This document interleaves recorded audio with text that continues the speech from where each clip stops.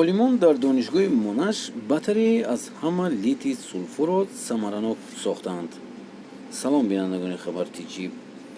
яке аз чунин батареяҳо барои кофтани смартфон барои 5 рӯз кофӣ аст.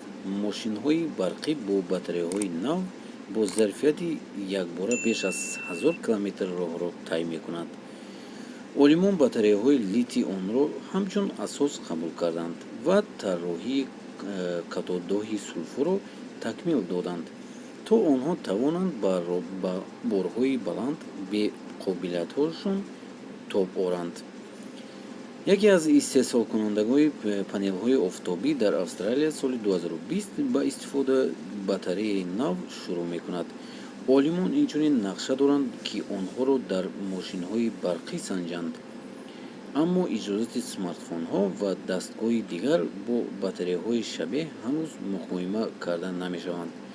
пеш аз ин олимон бояд тарҳро ба итмом расонанд, санҷишҳои иловагӣ гузаронанд ва инчунин истеҳсолии оммавиро ба роҳ монанд. ин буд имрӯзи видеои мо. шумо чӣ фикр доред, дӯстони азиз? мана батарея ки буромадааст, дар 5 рӯз метавонед без заряд мондан гардед. шумо чӣ фикр доред дар бораи ин? ҳатман нависед.